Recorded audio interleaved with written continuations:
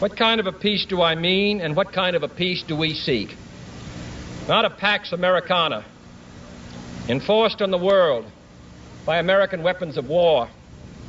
Not the peace of the grave or the security of the slave. I am talking about genuine peace, the kind of peace that makes life on earth worth living, the kind that enables men and nations to grow and to hope and build a better life for their children. Not merely peace for Americans, but peace for all men and women. Not merely peace in our time, but peace in all time. For in the final analysis, our most basic common link is that we all inhabit this small planet. We all breathe the same air. We all cherish our children's futures, and we are all mortal.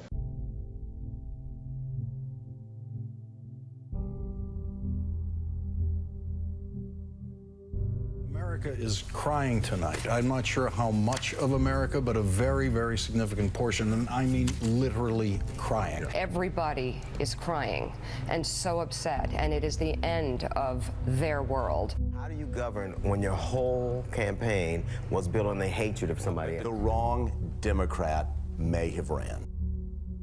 Okay, let's get to business. Here is the business. Number one, we are all going to do everything that we can to make certain that a Republican does not occupy the White House. In order to do that, we need the strongest Democratic candidate possible, and you are looking at him.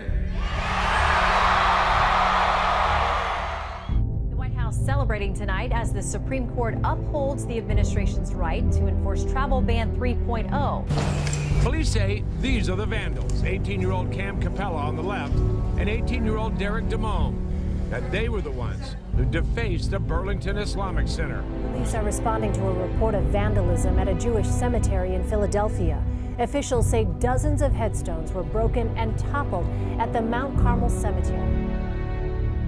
We are strongest when we stand together and when we remember what Dr. Martin Luther King Jr. told us, that we judge people based on their character, not the color of their skin, not their religion.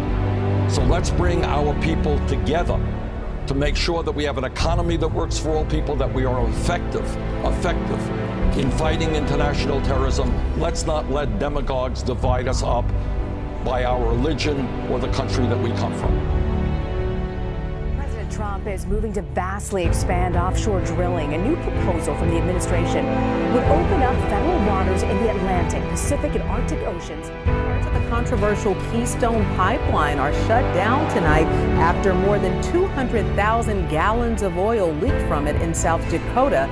All over this planet today, we are seeing nations, including our own, ravaged by the impact of climate change.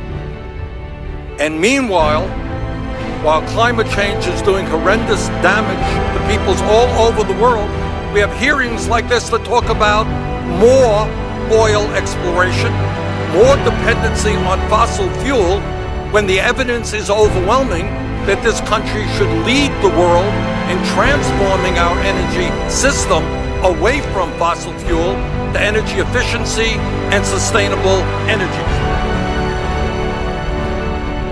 A trigger was pulled and a man died. On Thursday, a jury acquitted an Arizona police officer of murder, but the victim's family says it was an execution.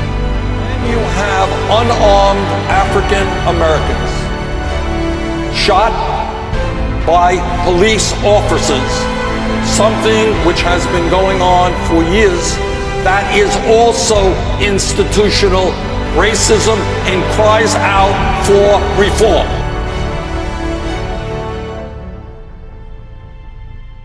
I think it's amazing that you're in Vermont and you care more about West Virginia than they do their South Dakota. I've buried so many family members to this industry. It feels like everything's on this Amazing Grace. I cried, I screamed. I don't want to overpromise you.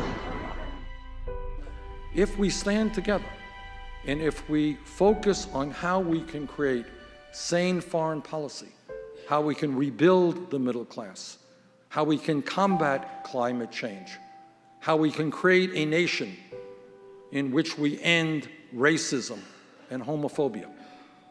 If we are prepared to do that, if you, as young people, are prepared to engage in the political process, I have no doubt that there is nothing that together we cannot accomplish.